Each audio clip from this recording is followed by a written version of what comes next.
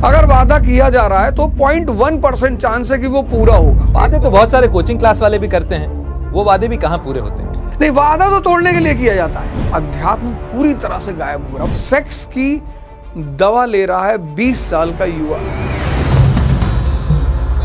आप कभी मोदी डायनेस्टी को लेकर कुछ कहते हैं, उसके आगे पीछे का मुझे नहीं कंटेक्स्ट पता, लेकिन वो बहुत वायरल हुआ। तंज मैंने किया था कि मोदी जी को अब कुछ नहीं सोचना चाहिए। अखिलेश यादव जी हमारे जो नेता हैं यूपी में, एक जमाना था जब वायरल मौसम के हिसाब से हुआ करता था, लेकिन आजकल तो वायरल कभी भी हो जाता है, और ये वायरल जो है वो कभी भी आपके मोबाइल फोन पर आ सकता है। तो आज ऐसी ही एक शख्सियत से मुलाकात करेंगे जो अक्सर वायरल होते रहते हैं, जिनकी बातें अक्सर वायरल होती हैं। बहुत स्वागत है अवध ओझा जी आपका।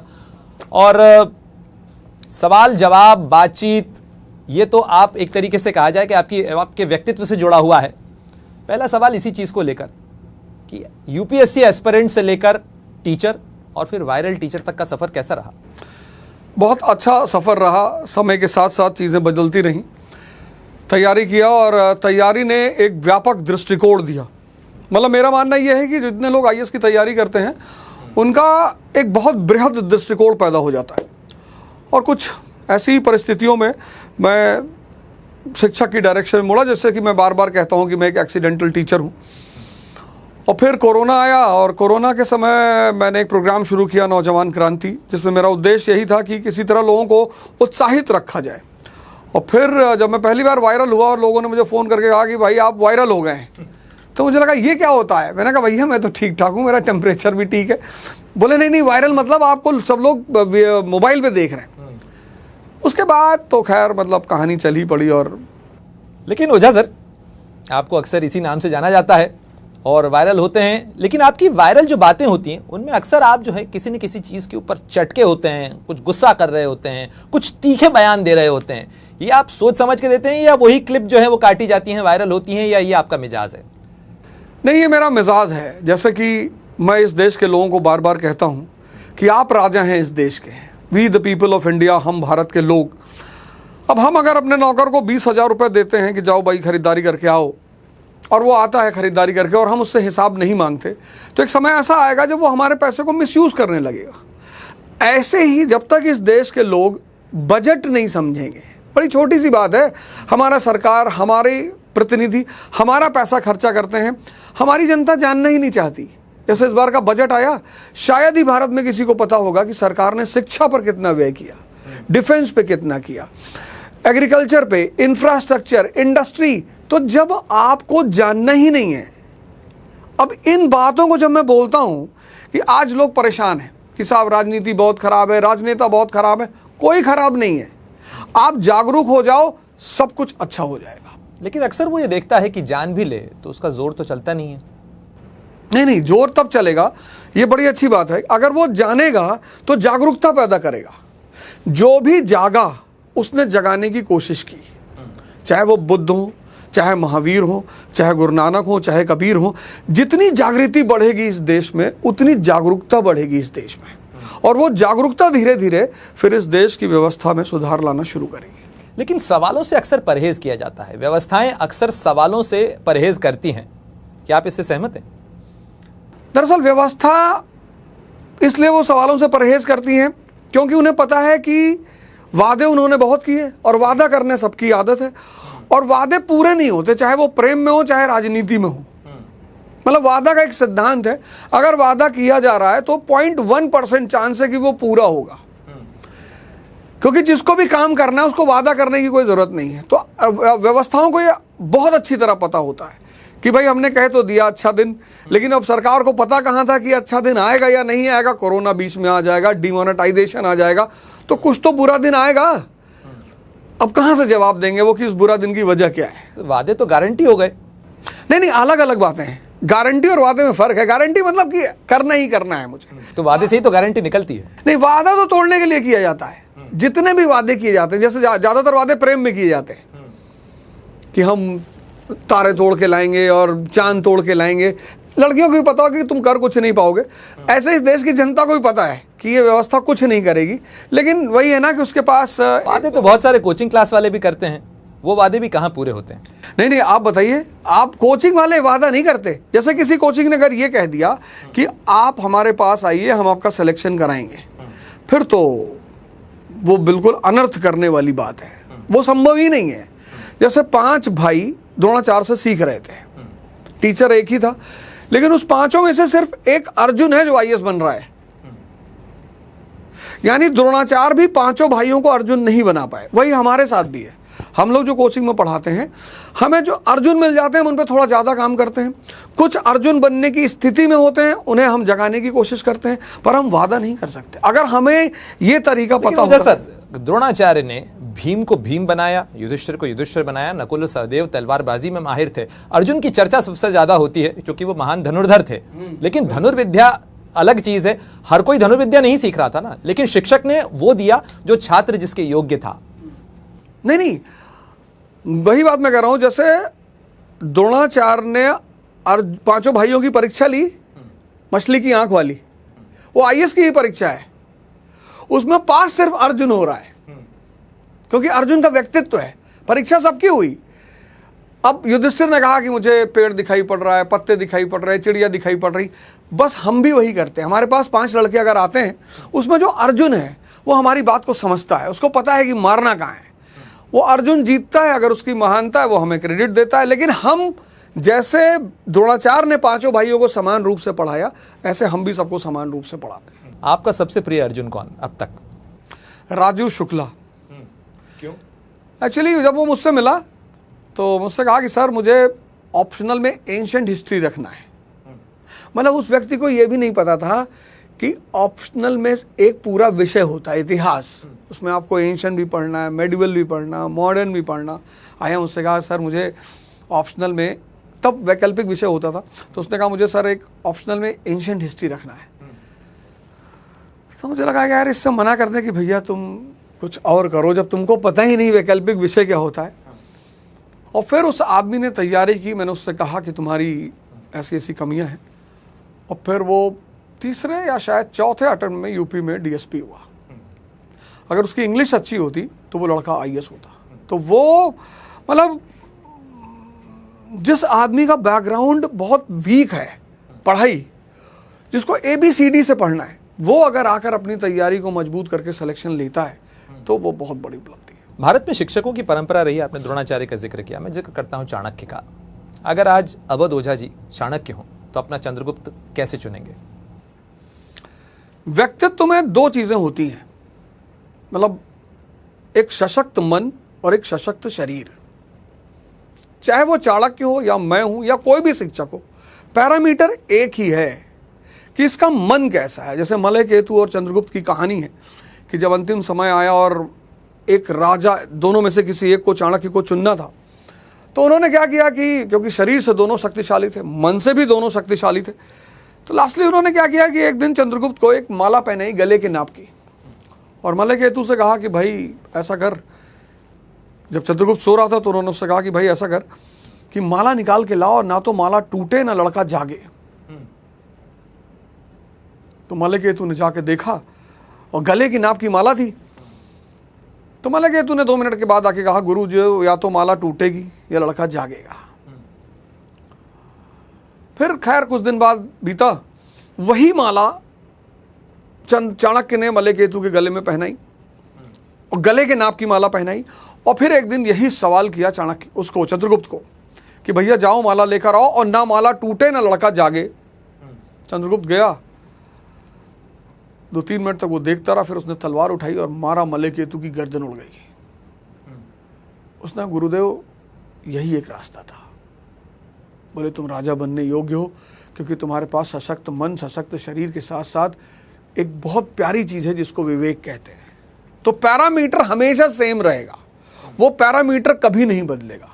सशक्त मन, सशक्त शरीर और विवेक। लेकिन जो हुआ उसे आप क्रूरता क्यों नहीं कहेंगे? देखिए ऐसा होता है ना कि सिद्धांत होते हैं, जैसे किंगशिप नोज नो किंगशिप, ये सिद्धांत है। इसीलिए हर आदमी को आप राजनीति में जाते हुए नहीं देखोगे, क्योंकि हर आदमी सिद्धांत को सुन तो लेगा, समझ नहीं पाएगा। जैसे कर भला तो हो भला, ये सिद्धांत है। जिसका जितना हो दामन यहां पर उसको 100, ये सिद्धांत है। ऐसे राजनीति का ये सिद्धांत है, किंगशिप नोज नो किंगशिप।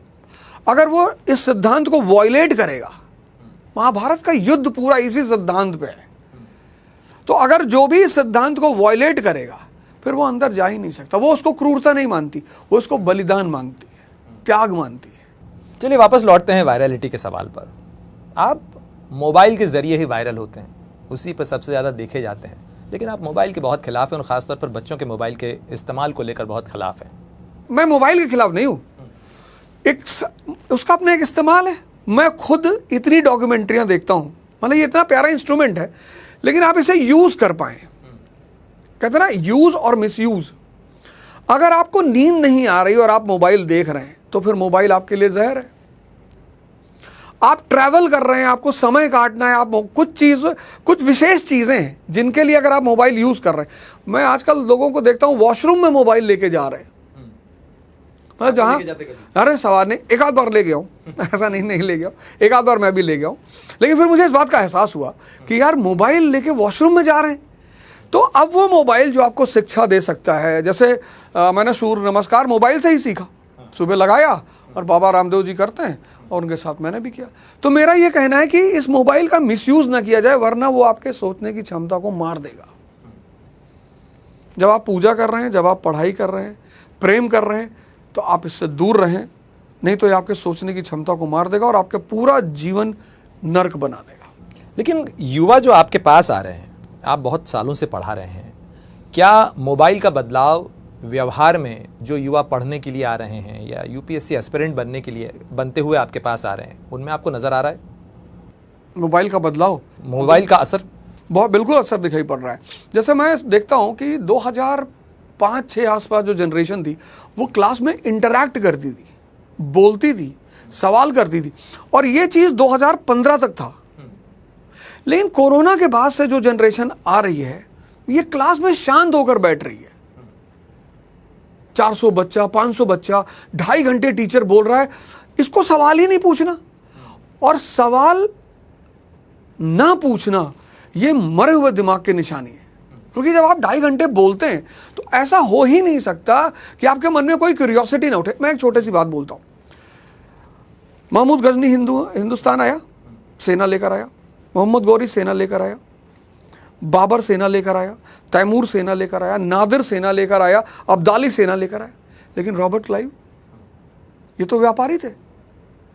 मतलब जब लड़का मॉडर्न इंडिया की क्लास में बैठा है तो उसे ये सवाल सोचना चाहिए कि यार ये कैसे भारत जीत गए, ये बात उठनी चाहिए। ये बाकी लोग सेना लेकर आए, क्यों नहीं सवाल पूछ रहे हैं?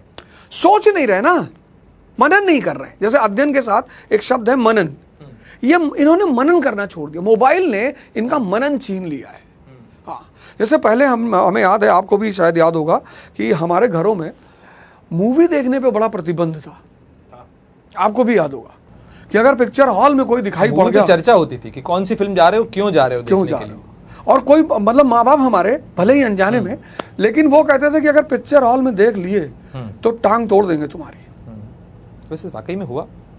एक बार तुम्हारा गया हूँ, मैं पकड़ा गया हूँ एक बार मैं पकड़ा गया हूँ। विनोद सिनेमा हॉल है हमारे यहाँ गोंडा में, और खून पसीना मूवी लगी थी अमिताभ बच्चन की, और मैं स्कूल छोड़ के वहाँ बैठा हुआ था, गमछा उमछा बांध के, और मेरी माता जी को वहाँ के एक लड़के ने बता दिया कचहरी जाके, क्योंकि स्कूल ड्रेस में थे, वो पहचान गया, उसने जाके कचहरी जाके बताया कि दुश्मन न करे दोस्त ने वो काम किया है।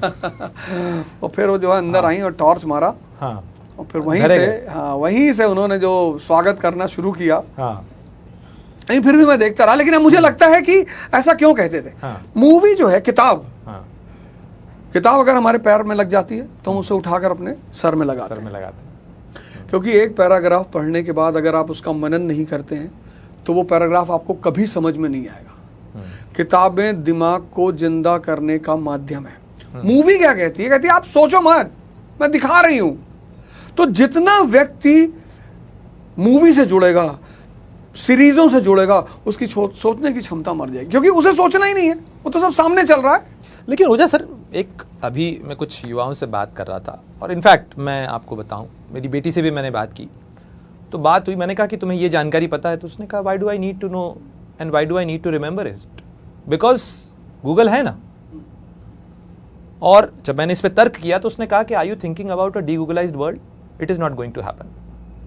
ये जो युवाओं को लग गया है, बहुत सारे बच्चों जो है आज इस तरह से मान रहे हैं कि बहुत सारी चीजें मुझे याद करने सोचने की जरूरत ही नहीं, क्योंकि ये तो मेरे लिए ऑन कॉल है, मैं कभी भी खोज लूंगा इस चीज को।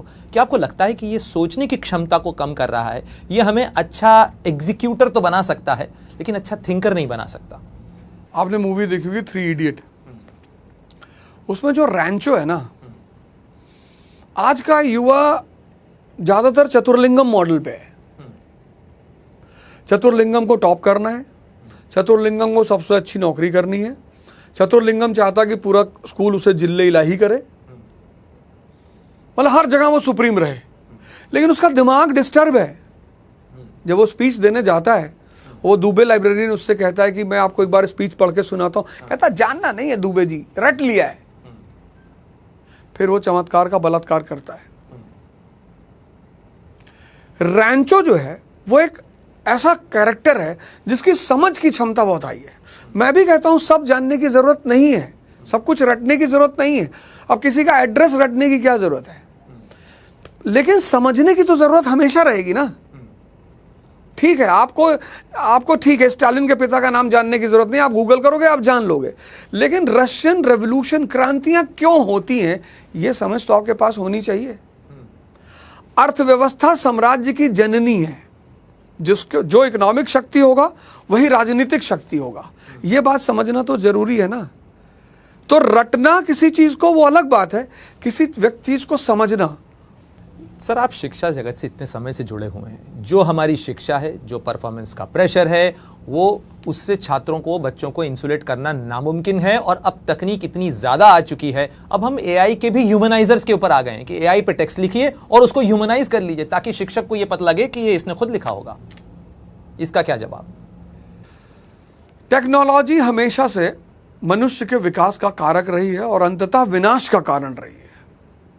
टेक्नोलॉजी का सबसे प्यारा पहलू यही है, सिर्फ मानव है जो टेक्नोलॉजी से जुड़ा हुआ है। पशु आज भी वैसे ही भोजन कर रहा है और वैसे ही रह रहा है। वृक्षों को तो कोई, वो अपने आप को थोड़ा इवॉल्व करते हैं पर टेक्नोलॉजी से उनका कोई लेना देना नहीं। मानव है जिसके पास टेक्नोलॉजी जैसा एक वरदान है।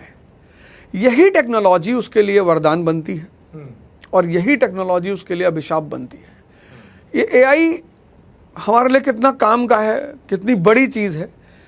लेकिन मैंने एक मूवी देखी थी, रोबोट, चिट्टी जी। किसी दिन ऐसे ही कोई चिट्टी इस दुनिया को खा जाएगा,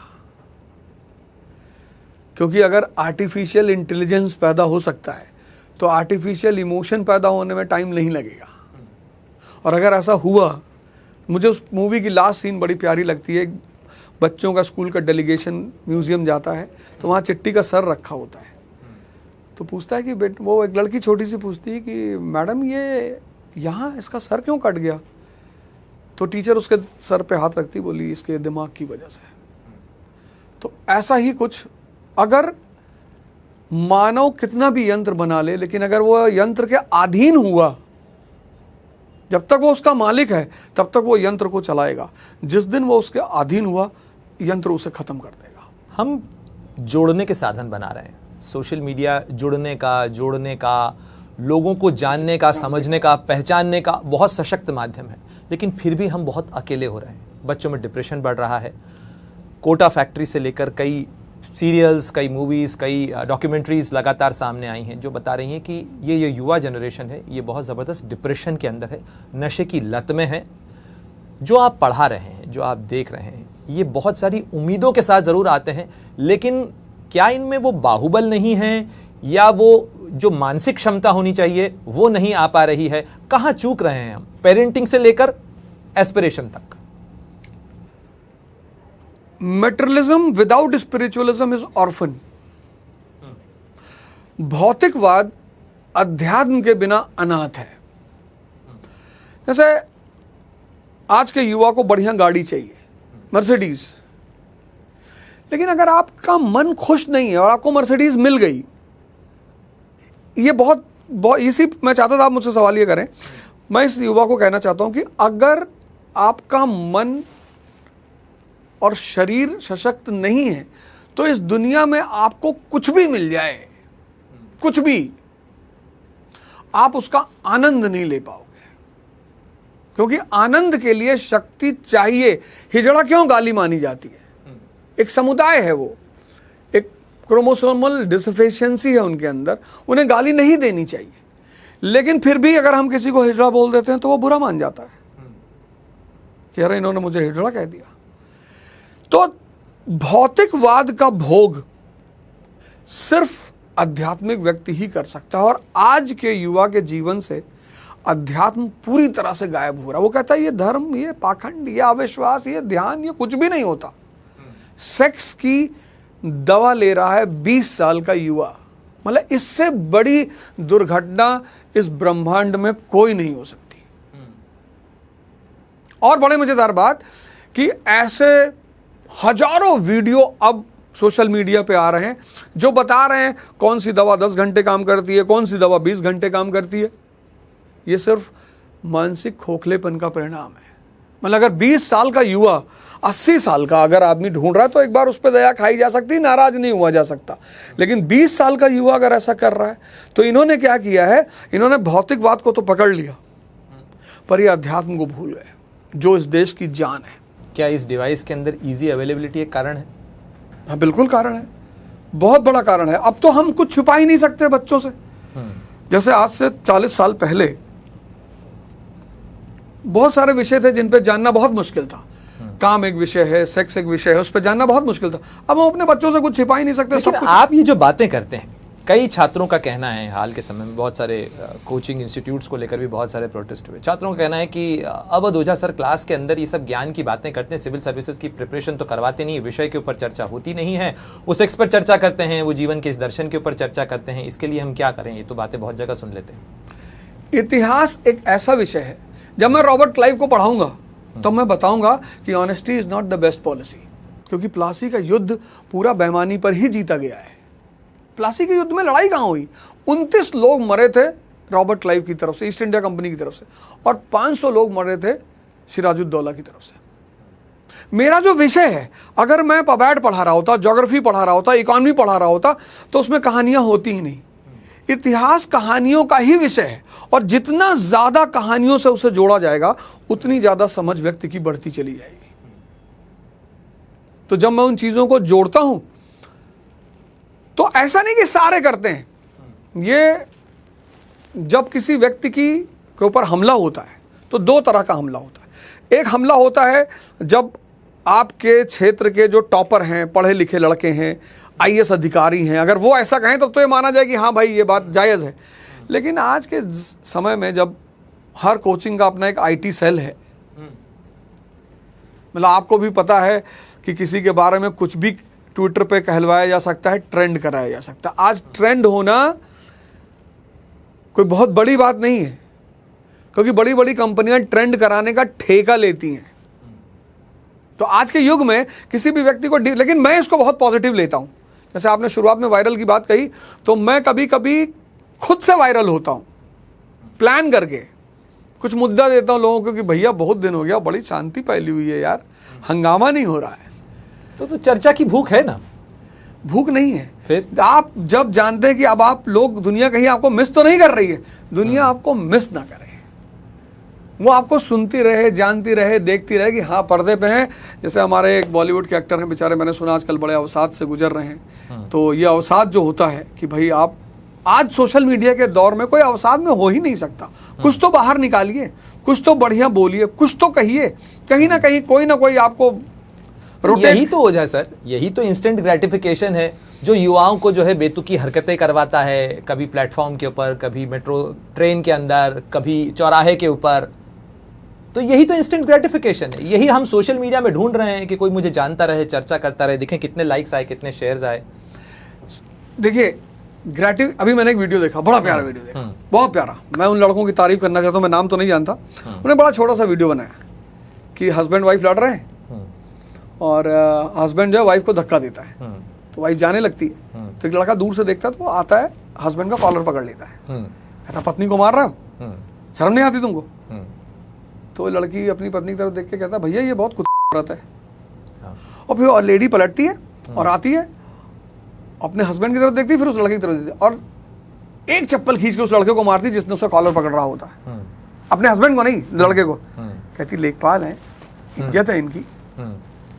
क्या मैसेज दिया उस लड़की ने कि कभी भी मियाँ बीवी के झगड़े में डंडा करने की कोशिश मत करना। तो मेरा मानना यह है कि अब कितना प्यारा मैसेज है ये जो पिक्चराइजेशन किया गया है। किसी भी चीज को दो तरह से प्रेजेंट किया जा सकता है, एक कॉन्स्टिट्यूशनल, एक अनकॉन्स्टिट्यूशनल। तो कॉन्स्टिट्यूशनल प्रेजेंटेशन हमेशा काबिले तारीफ है।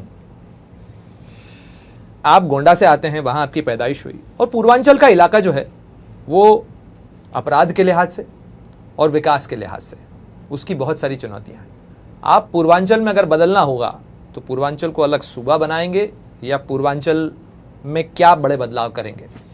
मैं सिर्फ एक बदलाव करूंगा। मेरा मानना यह है कि जिस समाज की सोचने की क्षमता अच्छी हो जाएगी वो समाज खुद अच्छा होता चला जाएगा। उसका मैं एक बहुत बड़ा उदाहरण हूं। संत लोगों की संगत में आया, गुरु लोगों की संगत में आया और जिंदगी ने पूरा 360 डिग्री टर्न मार दिया। सिर्फ एक बदलाव करूंगा, वो है शिक्षा। मतलब शिक्षा को ज्यादा से ज्यादा अप्लाइड, प्रेशर विहीन, परसेंटेज और सेंटेज सिस्टम तो मैं सब ध्वस्त कर दूंगा, स्किल बेस्ड। बहुत सारे लड़के आते हैं, कहते हैं साहब हमारे पास सर कोचिंग करने का पैसा नहीं है। अगर इन्होंने 10th में, 12th में, ग्रेजुएशन में कोई भी एक स्किल सीखी होती तो मेट्रोज में रहना स्किल के साथ कितना आसान होता है। तो स्किल डेवलपमेंट खैर गवर्नमेंट उसको कर ही रही है, अप्लाइड एजुकेशन और कोई परसेंटेज, कोई चेज, कुछ भी नहीं। पूर्वांचल के इलाके में युवाओं में जो जितने अपराधी निकले उस इलाके से, ये fascination for gun, fascination for crime क्यों है? वजह क्या है? सामाजिक कारण? सामंतवाद, जमीन। जहां भी फ्यूडलिज्म होगा वहां ये गन कल्चर होगा।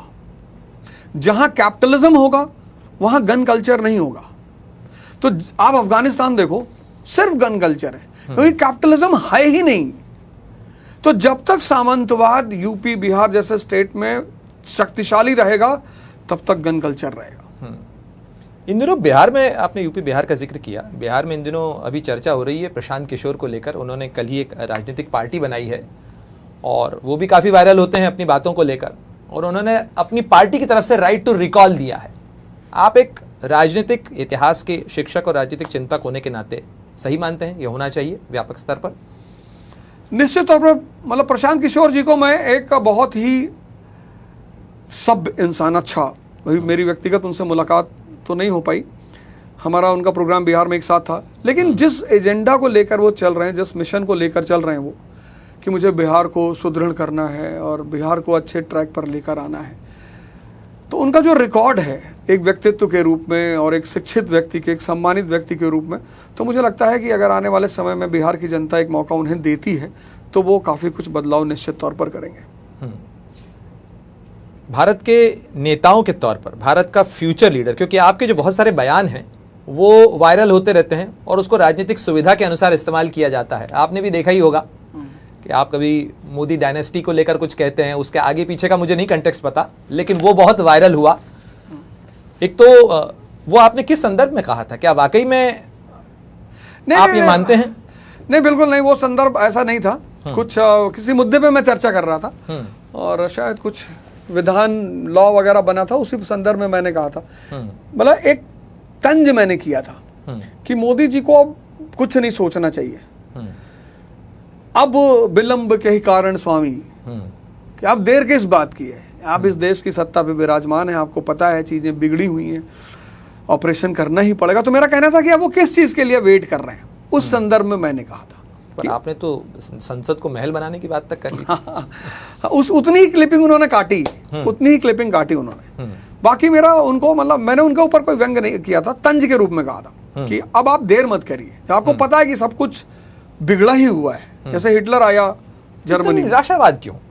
नहीं, निराशावाद नहीं है। कहते हैं ना, डिस्ट्रक्शन जब होता है तब बहुत बड़े पैमाने पर कंस्ट्रक्शन होता है। ये काम हिटलर ने किया। आज जो जर्मनी आप देख रहे हो ना, वो हिटलर की देन है। जितनी कुरीतियां, विसंगतियां, जो भी था, मतलब उसने जर्मनी को यह सिखाया कि अगर सही ढंग से नहीं चलोगे तो मेरे जैसा कोई हिटलर फिर पैदा हो जाएगा। कुछ लोग जिंदगी में आपको ये सिखाते हैं कि क्या नहीं करना, क्या नहीं करना है। एग्जैक्टली कुछ बीमारियां होती है ना जिनको आप दवा से ठीक ही नहीं कर सकते। एक आखिरी सवाल, चूंकि राजनीति का विषय आ ही गया है, भारत का भविष्य का नेता जो मौजूदा लोग हैं उनमें से आपको कौन लगता है who's best fit to lead this country? नहीं, फिलहाल तो मैं देख रहा हूं कि अखिलेश यादव जी हमारे जो नेता हैं यूपी में, मैं तो उनको बहुत, अभी रिसेंटली मैंने एक स्टेटमेंट दिया था, वो भी बड़ा वायरल हो गया था उनके ऊपर। आपने जो है एक्सप्रेस वे पे कहा था। बिल्कुल, क्योंकि मुझे लगता है कि वो पढ़े लिखे इंसान है, और जब मैं उनकी स्टेटमेंट, एक चीज से मैं उनको यहाँ से ये भी मैं उनसे कहना चाहता हूँ कि क्रोध ना किया करें। राजनेता के लिए अच्छा नहीं है, राजनेता पर कमेंट होगा, राजनेता पर व्यंग होगा, राजनेता को उल्टी सीधी बातें बोली जाएंगी, लेकिन आप चूंकि राजा हैं इसलिए आप क्रोध ना करें। आप पढ़ लिख कर आए हैं, इतना बढ़िया एक्सप्रेसवे आपने बनाया है कि जब भी हम उस पर सफ़र करते हैं तो हमें पूरे इंडिया में सबसे बेहतरीन एक्सप्रेसवे है वो, और वो एक विजनरी, उनको पता है अर्थव्यवस्था और साम्राज्य और समाज का क्या संबंध। लेकिन ओझा सर, सारी जो विकास की बहस है वो तो अंततोगत्वा वोट और वोट के रिजर्वेशन पर आकर अटक जाती है। रिजर्वेशन चाहे शिक्षा का हो, चाहे नौकरियों का हो, और ये किसी जाति का मसला नहीं, लेकिन हर व्यक्ति जो जहां है, चूंकि संसाधन कम है इसलिए हर व्यक्ति को उसका अश्योरेंस चाहिए, और रिजर्वेशन की बहस पर चीजें जाकर अटक जाती हैं, और फिर सारी चीजें वापस हम मंडल और कमंडल के युग में आकर खड़े हो गए हैं। मैं फिर वहीं आऊंगा, जिस दिन इस देश की जनता को पता चलेगा कि शिक्षा के क्षेत्र में क्या हो रहा है, डिफेंस के क्षेत्र में क्या हो रहा है, स्वास्थ्य के क्षेत्र में क्या हो रहा है, ये सारे डिस्कशन अपने आप पीछे चले जाएंगे। आप मुद्दा बनाने तो दी, जनता को पता ही नहीं, जनता घूम घुमा के 3-4 मुद्दे पे रहती है, क्योंकि वो उन्हें समझती है एक धर्म, एक जाति, एक रिजर्वेशन, एक क्षेत्र, चूंकि उसे कुछ पता ही नहीं। अगर वो जाने कि सरकार उस, जैसे मैं देखता हूं भारत की जनता को, नेता देखेगी पैर छूने के लिए भागेगी, मतलब आपके प्रतिनिधि हैं, आपके पैसे से इनको वेतन मिलता है। जिस देश की जनता ये नहीं जान पाई, मैंने भाई कई बार लोगों से पूछा, जैसे लोग दौड़े कूदे को माई बाप बना लिया, हाँ कूदे पैर छूने के लिए, गिर गए, तो मैंने पूछा कि फूफा है तुम्हारे? नहीं भैया। तो मैंने कहा तब क्यों मरे जा रहा हो पैर छूने के लिए? तो अभी ये देश की जनता ये समझ ही नहीं पाई, बहुसंख्यक, कि ये हमारे प्रतिनिधि हैं, हमें इनसे सवाल करना है। जैसे हमारी जनता विपक्ष के नेता को सरकार का दुश्मन मानती है, जबकि डेमोक्रेसी में विपक्ष का नेता सबसे इंपॉर्टेंट है, जो सरकार को जिंदा रखता है, जनता के प्रति जवाबदेह रखता है, वही विपक्ष है। तो जिस देश की जनता, बहुसंख्यक जनता, विपक्ष के नेता को दुश्मन माने, आप सोचो वहां रिजर्वेशन और जाति और धर्म पर राजनीति नहीं होगी तो क्या होगा। एक आखिरी सवाल, ओझा सर की नई क्लास जिसमें धर्म भी पढ़ाया जाता है, गीता भी पढ़ाई जा रही है, ये नई क्लास और नया तरीका क्या बनाने की कोशिश? नहीं, मैं चाहता हूं कि मैं सिर्फ जागरूकता फैलाना चाहता हूं, समझ देना चाहता हूं। और ओझा क्लासेस की मैंने स्थापना की है पूसा रोड में, करोल बाग में, कल्याण ज्वेलर्स के ऊपर, और मेरा उद्देश्य सिर्फ यह है कि जो नई जनरेशन आ रही है उसके अंदर इंसाइट की कमी है, पढ़ना नहीं है। आईएएस बनने के लिए जो सबसे इंपॉर्टेंट चीज़ है वो है अंतर्दृष्टि का जागृत होना, और मेरा पूरा उद्देश्य यही है, क्योंकि एक बार अंदर एक लौ जल गई तो वो आपको आपके मंजिल तक पहुंचा देगी। तो चलिए, उम्मीद यही की जानी चाहिए ओझा सर कि भारत में शिक्षकों की और शिक्षा से राजनीतिक क्रांति और बदलाव की एक लंबी परंपरा रही है। आशा की जानी चाहिए कि आप जो कुछ पढ़ाने की कोशिश कर रहे हैं वो बदलाव युवाओं के पौरुष और उनके संकल्प से इस देश की तकदीर को भी तय करें। बहुत बहुत शुक्रिया। अगर आप ये वीडियो YouTube पर देख रहे हैं तो हमारे चैनल को सब्सक्राइब कर बेल आइकन दबाएं, और Facebook पर देख रहे हैं तो हमारे पेज को लाइक करें। 8 मिलियन प्लस सब्सक्राइबर, आपके इस भरोसे के लिए बहुत धन्यवाद।